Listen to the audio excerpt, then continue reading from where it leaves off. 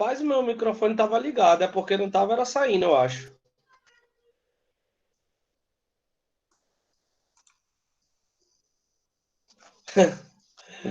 Isso, gente, é porque eu fiz uma gambiarra doida aqui, agora que eu tô aprendendo mais mexer no Google Meet, viu? Porque é cheio de coisinha. Então vamos lá, recapitulando. O que a gente viu na aula passada foram as funções inorgânicas, né? A gente viu alguns conceitos, algumas definições, tá certo? E aí, hoje eu estava assistindo a aula do mestrado, né? E aí eu percebi uma coisa, o professor utilizou uma metodologia massa hoje na sala de aula, e inclusive eu estou fazendo uma cadeira, né, que ela é gerenciamento de ensino à distância. E aí o que que ele fazia? Ele explicava o conteúdo e depois colocava uma outra pessoa da mesma área que ele para trabalhar especificamente os tópicos que ele trabalhou na aula, né? E aí eu vou fazer isso com vocês, para que vocês possam, para ver o que que vocês acham aí, tá? Eu tenho uma aula que eu assisti de um professor de química também, de ciências, né? Que ele usou essa metodologia, muito, muito massa mesmo. Vou mostrar para vocês aqui. E aí qualquer coisa vocês tirem as dúvidas de vocês, tá bom? Agora sim, tem que prestar atenção no vídeo, né? Na videoaula para poder aprender o que que o professor está falando. Ou, pelo menos, como é que eu posso dizer? Sentir como é que é, né? Ok? Então vamos lá. Deixa eu compartilhar aqui com vocês.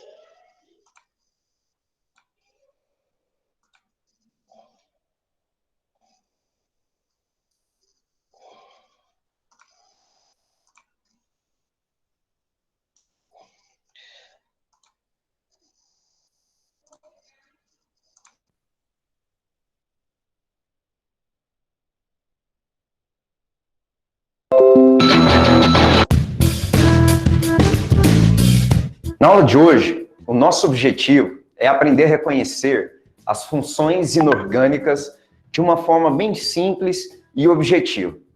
Lembrando que as funções inorgânicas são grupos de substâncias que vão apresentar entre si características diferentes. Só que o nosso objetivo é reconhecê-las de duas formas diferentes. Uma delas, utilizando a fórmula, ou se não, utilizando o nome de cada grupo de substâncias referente às funções. Agora, para iniciar, a gente vai estar estudando um grupo de funções inorgânicas chamado de ácidos. Como é que eu faço para reconhecer um ácido? De acordo com o químico sueco Arrhenius, para reconhecer um ácido, de acordo com a fórmula, ele vai apresentar uma fórmula geral HX, onde nesse HX, o H é um chamado hidrogênio ionizável e o X é um ânion qualquer que vem acompanhando esse H. Diogo, mas me dá um exemplo disso. Exemplos seriam o HCl, o H2SO4, o H3PO4. Então, em todos esses três exemplos, eu tenho ânions diferentes acompanhados do hidrogênio, que é o que caracteriza o ácido através da fórmula. Lembrando que, de forma alguma, esse ânion X, no caso dos ácidos, vai ser o oxigênio. Já na nomenclatura, a nomenclatura de um ácido... Tá dando para ouvir direitinho? Dando para ouvir direitinho, galera?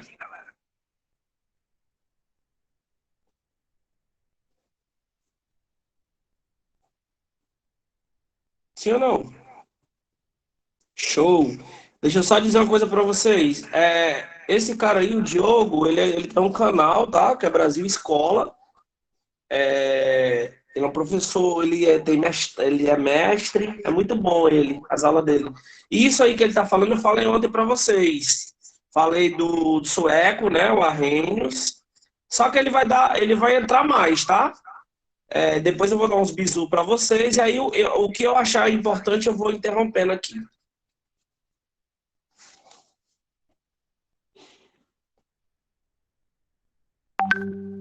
Para reconhecer os ácidos utilizando a nomenclatura, basta eu lembrar que o nome de um ácido sempre vai iniciar pela palavra ácido. Então é dessa forma que eu posso reconhecer, ou através da fórmula HX, ou se não através do nome do ácido que sempre inicia pelo termo ácido. Pessoal, o que ele está querendo dizer aí é o seguinte, ó. Os ácidos, a gente tem uma característica própria para descobrir. Como é que eu sei que uma substância é ácida sem precisar provar? Bom, para mim saber que a substância é ácida, eu preciso saber que aquela substância começa com hidrogênio. Então, toda substância que começa com hidrogênio, ela é um ácido. Com exceção de quem? Com exceção da água, H2O, que não é ácido, porque se ela fosse ácida, ela matava a gente. E com a exceção da água oxigenada, o H2O2, que também não é ácida. Então, todas as outras substâncias que começam com H, HCl, HI, HCN, ó, todos que começam com H, ó, HBr, todas essas que começam com H, elas são ácidas, tá? Outra forma de descobrir também o que é ácido é quando a substância tem a palavra ácido, tá? Mas, em linhas gerais, como é que eu falo um ácido no nosso dia?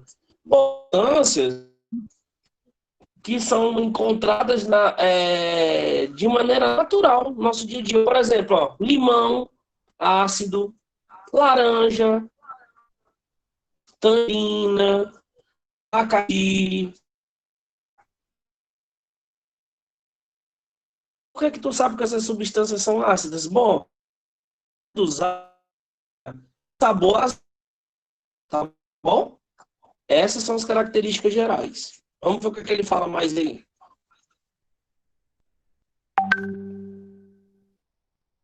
Exemplo, ácido clorídrico, ácido sulfúrico e o ácido fosfórico. Já com relação às funções inorgânicas chamadas de bases, para reconhecer uma base pela fórmula, a fórmula de uma base ela tem o padrão YOH. Mas o que seria esse Y? O Y ele pode ser um metal qualquer, ou se não, ele pode ser o que a gente chama de cátion amônio, que é o grupo NH4. Então, se uma base vier com o grupo NH4, exemplo, o NH4OH, ou vier com um metal, no caso aqui eu tenho o KOH, então eu estou reconhecendo a base pela sua fórmula. Já com relação ao nome, eu reconheço a base pelo nome através desse padrão de nomenclatura. Toda base inorgânica tem o seu nome iniciando com o termo hidróxido mais a preposição de. Bom, gente, então o que ele está falando aí, teoricamente? Olha, nós temos o ácido, que com característica inicia-se com hidrogênio, com exceção de quem, que eu falei? Com exceção da água e da água oxigenada. São as duas funções que começam com H, mas não são ácidas, tá? Forma de identificar o ácido também é pelo nome, né? Ácido clorídrico, por exemplo, ó, o nome, né? Sempre vai vir com a palavra ácido na frente. Clorídrico, ácido fosfórico, tá? Isso aí é um ácido. Agora, se a gente for falar de uma base, aí já é diferente. Por quê? Para mim ter uma base, eu preciso ter o OH no final. Toda base tem um OH no final. Então, por exemplo, NaOH,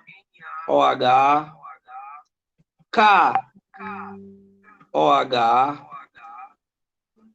MgOH, tá vendo, ó? Sempre o H no final. AL,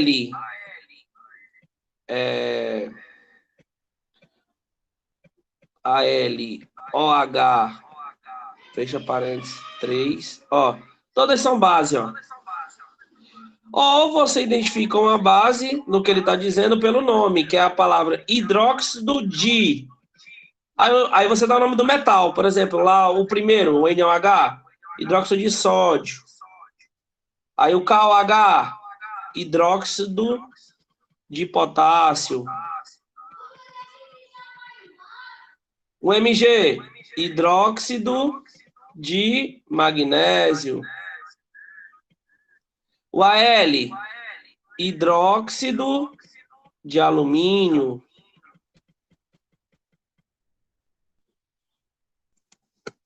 Certo? Então, gente, a base é isso, não tem mistério. Bem facinho também, tá?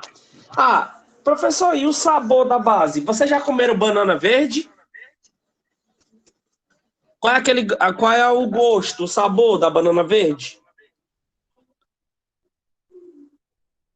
É um sabor que a gente chama de sabor adstringente, aquele sabor que agarra na boca, parece chiclete da banana verde, né? Então, o sabor de uma base é o sabor adstringente, tá bom? Mas, em linha geral, como é que se identifica uma base? O OH vai vir no final ou com o nome da palavra hidróxido de, tá? Tem gosto de mata, Sara? Pronto, o gosto de mata é como se fosse o sabor adstringente, certo? Vamos lá.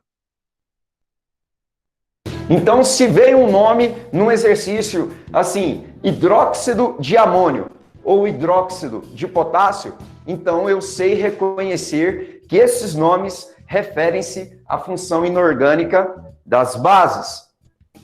Já se vier um sal inorgânico, como eu faço para reconhecer um sal inorgânico utilizando fórmula e nomenclatura? O sal, ele vai apresentar uma fórmula geral YX.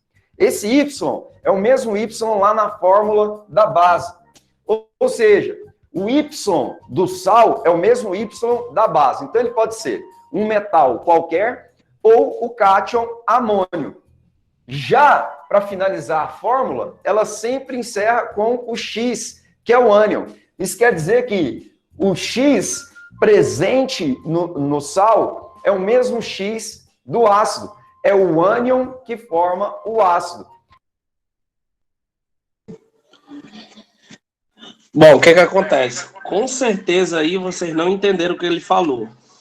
Ou quem entendeu, tá de parabéns. O que ele quis dizer? Ele quis dizer que para mim formar um sal, eu preciso de quem? Eu preciso de um ácido e de uma base. Não se forma sal sem ácido e sem base, tá?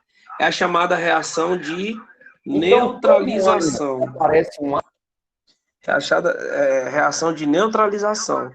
Vou mostrar para vocês a reação de neutralização aí no chat. Ó, nós temos o HCl. Deixa eu botar aqui HCl. Reagindo com uma base, NaOH. Pronto, então eu tenho aí, ó, nesse exemplo que eu vou botar agora para vocês, eu tenho um ácido e uma base.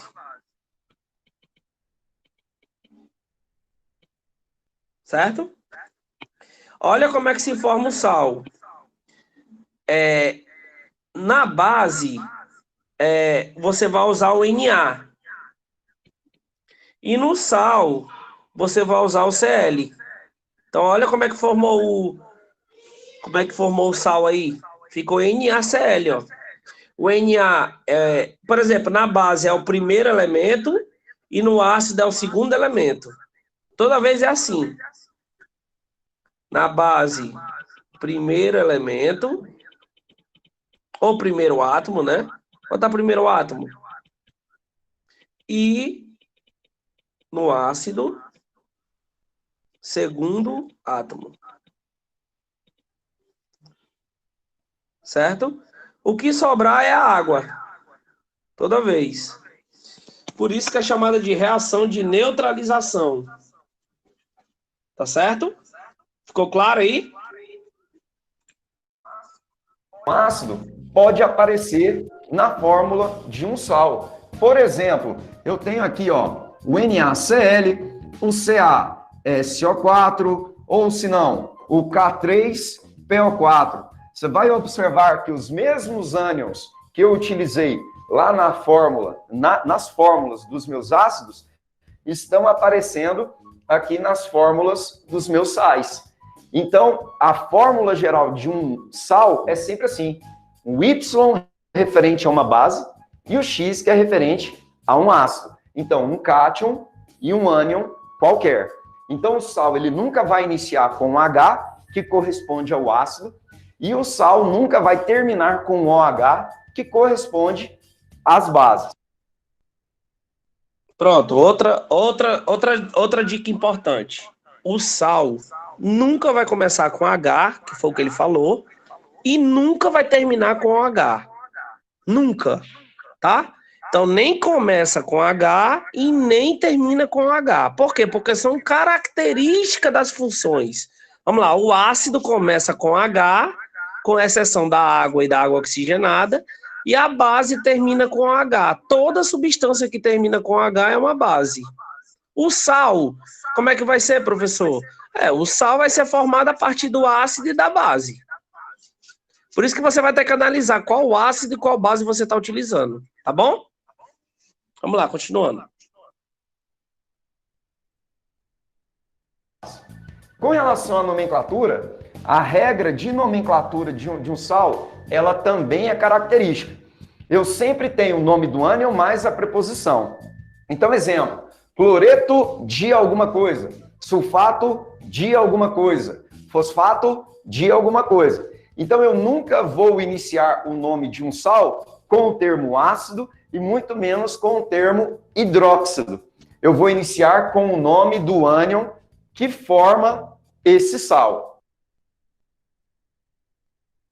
Pronto, o que ele está querendo dizer aí? Ele está querendo dizer que para você dar o nome do sal, você tem que começar com o nome do ácido. Por exemplo, aqui, ó, NaCl. Você vai começar pelo final, ó. Cloreto de sódio, que é o sal de cozinha. O SO4, ó, o CaSO4 vai ser sulfato de cálcio. K3PO4. K3PO4 vai ser fosfato de potássio. Ou seja, o nome dos sais, ele vem de trás para frente. Professor, você vai falar isso melhor ainda? Vou. É porque como eu estou trabalhando com esse vídeo desse rapaz do Brasil Escola, eu achei muito bom para vocês visualizar. Porque às vezes só eu falando, ou vocês só lendo aí no livro, vocês não vão entender. Beleza? O que ele vai falar mais aí?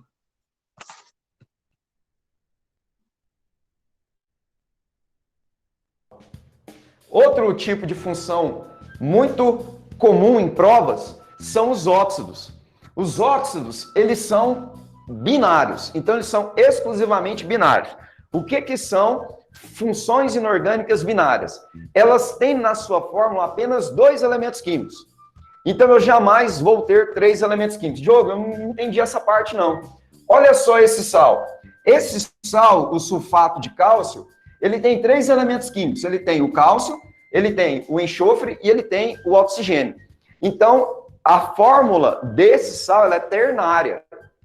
Já no caso de um óxido nunca será ternário ou quaternário. A fórmula dele é sempre binária, ou seja, o óxido sempre vai apresentar exclusivamente 2 elementos. Pessoal, então os óxidos, o que são os óxidos? São compostos binários, tá? Ou seja, só pode ter dois elementos. Aí o que ele esqueceu de falar, não sei se ele vai falar. Ele é um composto binário onde o segundo elemento obrigatoriamente tem que ser o oxigênio, tá? O oxigênio nunca pode vir como primeiro elemento, nunca para ser um óxido. Para ser um óxido, o oxigênio tem que ser o segundo elemento. Deixa eu dar um exemplo. Ó, H2O. Ó, o O é o segundo elemento.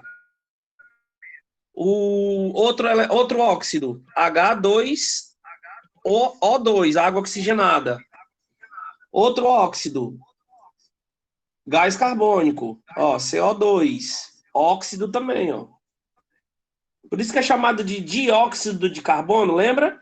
Quando a gente chama o gás carbônico de dióxido de carbono, porque ele é um óxido, certo? Por exemplo, o trióxido de enxofre, ó, o SO3, ó, é um óxido também, ó, responsável pela chuva ácida, do efeito estufa. Tá? Então, todos os óxidos são binários, onde obrigatoriamente o segundo elemento é o oxigênio. O oxigênio nunca pode vir como o primeiro elemento. Deixa eu dar um exemplo aqui, ó. OF2. Exemplo. Eu tenho um exemplo. Isso é um óxido? Não.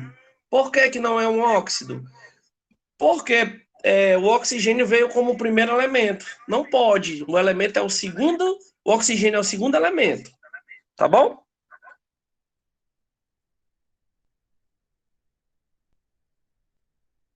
Do CO2, do Na2O, do K2O. Você pode observar que em todas as três fórmulas que eu trouxe, são fórmulas onde eu tenho apenas dois elementos químicos, sendo que o elemento à direita, obrigatoriamente, é o oxigênio. Então, no óxido, o elemento oxigênio é o elemento mais eletronegativo, ou seja, ele é o de maior carga, certo? E além disso, ele vai vir acompanhado de apenas mais um elemento. Outra característica marcante dos óxidos é que no óxido, o oxigênio sempre vai apresentar uma carga -2 na sua composição. Ok? E para encerrar pessoal, olha a parte só, do óxido... ele está dizendo aí que sempre nos óxidos o NOx do oxigênio é -2. Não, existem exceções, tá? Existem os peróxidos e os superóxidos. Mas isso aí não interessa agora para vocês no 9º ano. Ele disse que todos os NOx do oxigênio é -2. Não é verdade. Existem óxidos, que são esses que eu falei para vocês, que são os peróxidos, superóxidos, que vocês vão estudar no 1º ano do ensino médio, ano que vem, e vocês vão ver que a carga do oxigênio não vai ser -2, vai ser -1,5, tá bom? Mas isso aí é cenas do próximo capítulo, lá no 1º ano do ensino médio, tá? Que vocês obrigatoriamente não precisam saber disso agora, tá? O que vocês precisam saber é que os óxidos são compostos binários, onde o segundo elemento é o oxigênio, e para você dar o nome dos óxidos, você precisa usar óxido mais mais o nome do elemento, tá bom?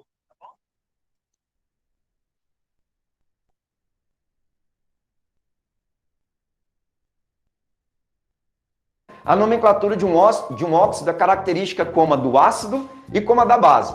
O ácido, o nome dele começa com ácido. A base começa com hidróxido.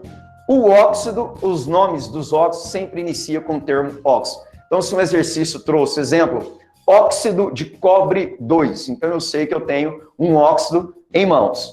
Outra função inorgânica, está aqui no quadro, os chamados peróxidos. Pela nomenclatura, já vê que é característica. Ó, os peróxidos. Isso aí não interessa pra gente, tá? Vou passar aqui pra frente, isso não interessa pra nós.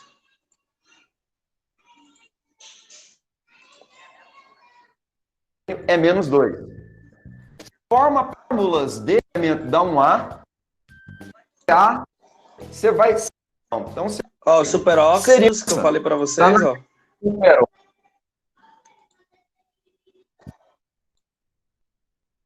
Ó, menos 1,5, tu viu? Esse carbono Na verdade, vai... gente, a gente não precisa saber desses caras aí agora, tá? Deixa eu sair aqui.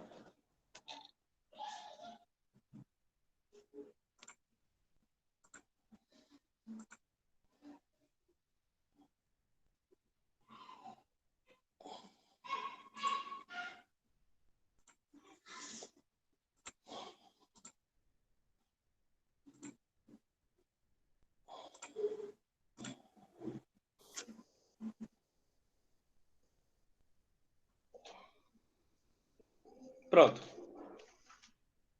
Então vamos lá, resumindo, né? Estão me ouvindo aí direitinho? Então, resumindo, pessoal, o que que a gente já estudou, né? Tranquilamente. O que que a gente viu? A gente viu a definição de funções orgânicas, tá? Funções inorgânicas, desculpa, né? Que no caso a gente vai estudar as 4, que são os ácidos,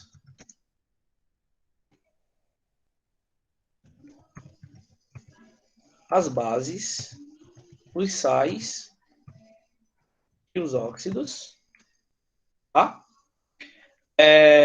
Nós vimos como é que se calcula o grau de ionização de uma molécula. Ontem, né, na aula de ontem, nós vimos o grau de ionização, para que estuda, para que serve. Oi, Patrício.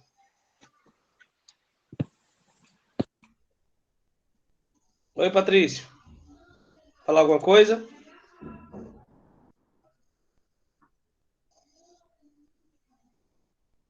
Não? Ótimo, então vamos para frente. Tá bom, Patrício, sem problema.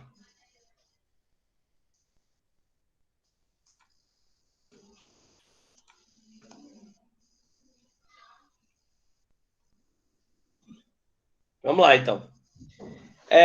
Nós colocamos alguns conceitos, tá? Sobre ácidos, bases, sais e óxidos, né? Mostrei no vídeo aí. Só que, claro, a gente vai trabalhar de forma mais detalhada, logicamente, né? Esse vídeo que eu mostrei foi só para a gente interagir um pouco com a visão de outro profissional, falando sobre o assunto, né? Acredito que até o profissional mandou muito bem e tem o domínio sobre esse assunto também. Porque, assim, às vezes você ouvir outras pessoas, né, falando de um assunto que é interessante. E eu acho bacana o jeito do Diogo dar aula. Eu gosto do jeito dele dar aula, acho legal. Certo? Bom, então, especificamente agora, eu vou dar mais ênfase à função ácidos, tá? Vamos agora especificar, ser mais específico. Vocês já viram em termos gerais como é que funciona o ácido. Agora a gente vai falar de forma mais específica, tá? Para a gente não perder a linhagem da nossa aula de hoje, tá? Então vamos lá, característica dos ácidos. Quais são as características dos ácidos? O sabor, né? Característica é o sabor. Sabor azedo. Sabor azedo. Exemplo, professor. Exemplo, limão, laranja,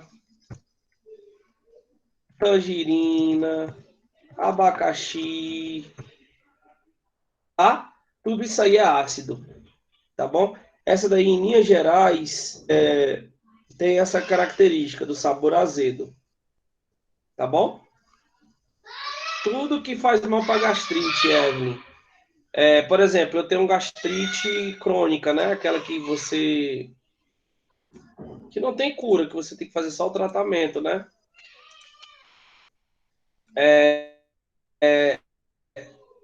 Tu tem também, né, Evelyn? Pronto.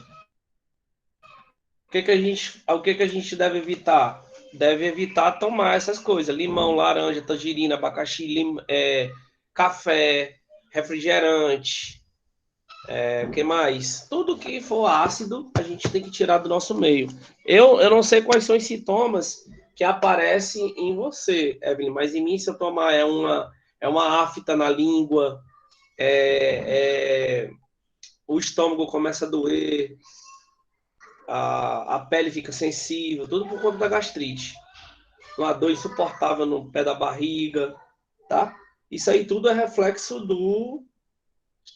da gastrite, tá bom?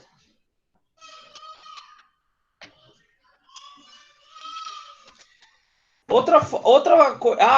Muita gente às vezes toma e não sabe, né? O Tampico. O Tampico, meu amigo, tem um ácido que é chamado de ácido cítrico.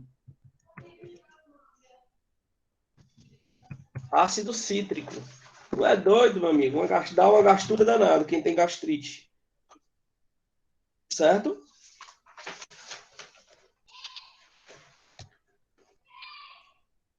Ok? É bom demais. Tudo que eu gosto de suco de laranja, eu gosto de tangerina, mas não posso comer. Abacaxi, Maria, é bom demais, mas não posso, né? Então, olha só. O ácido, gente, o que que acontece com ele? O ácido, quando a gente coloca ele em água, ó, a gente chama de solução aquosa. Quando coloca o ácido em água, o que que acontece com ele? Vamos pegar aqui o HCl. Ó, quando a gente coloca ele em água, ele fica H+. Não sei como é que bota aqui. Deixa eu pegar aqui a dissociação, vou pegar na internet para mostrar.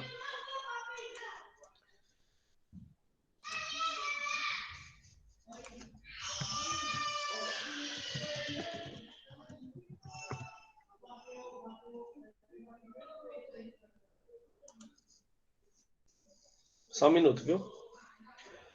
Vou mostrar para vocês como é que funciona o processo.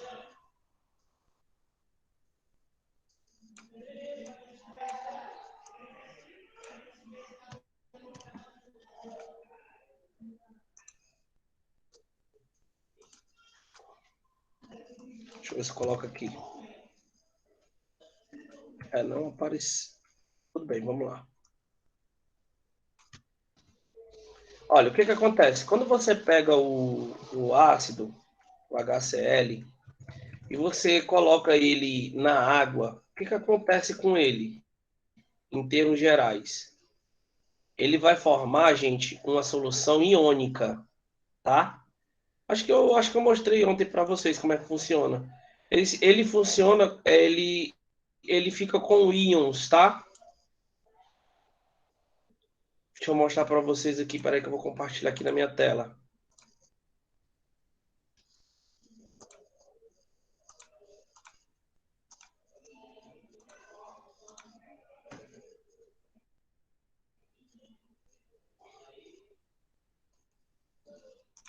Que eu não tá mostrando.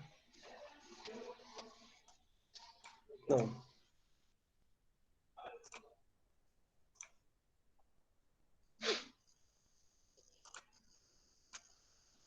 Não tá dando para me mostrar aqui, tá falhando. Mas o que que acontece, ó? Eu coloco o hidrogênio, o HCl em água, tá? Aí o que que acontece com ele? Ele vai se separar e formar H positivo, tá? Mais o Cl, que vai ser negativo. Isso é chamado de íons. O H vai ser o positivo, chamado de cátion, e o Cl vai ser o negativo, que vai ser chamado de ânion, tá? Esses caras aí que são um problema com ligação química, porque eles se combinam com qualquer elemento para se formar outros átomos ou outras moléculas, tá? Por isso que é perigoso, de certa forma, a gente consumir ácido, porque eles têm um poder de ionização tão grande, gente, tão grande, que eles se associam a qualquer molécula, tá? Por isso, a gente que tem gastrite, a gente deve evitar comer ou beber certos tipos de alimentos. Por quê? Porque com essa tendência natural aqui dele reagir com a água, ele forma várias coisas. E vocês já sabem que dentro do nosso estômago, né? Dentro do nosso estômago, nós temos um ácido que a gente produz, que é exatamente o HCl, que é o chamado ácido clorídrico, tá? É natural a produção desse ácido dentro do nosso estômago, principalmente quando a gente está com fome. Aí que ele começa a ser liberado. Sabe qual hora? Quando começa aquele ronco da nossa barriga. O ronco da nossa barriga, ali a produção de ácido clorídrico ela já está bem alta, tá? Por isso que nutricionistas, médicos, esses caras aconselham a gente poder se alimentar de 3 em 3 horas para que não ocorra esse tipo de comportamento do nosso corpo, né? Que é a exposição do ácido clorídrico. Professor, o que acontece quando eu não tenho uma alimentação regulada? Cara, o que acontece é que a parede do teu estômago, ele vai começar a dilatar, tá? Processo chamado de dilatação. Aí o que acontece?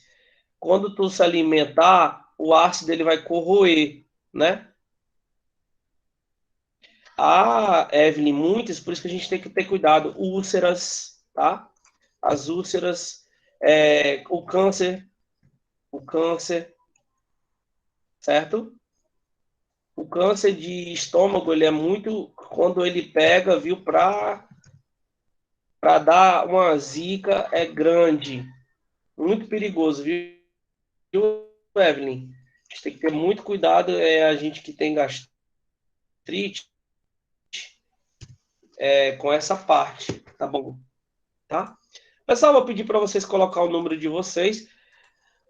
Eu queria uma opinião, vocês gostaram da metodologia? Botar um videozinho com explicação e depois eu fazer os comentários acessíveis, pertinentes, foi bom, foi positivo, beleza. Não, Laura,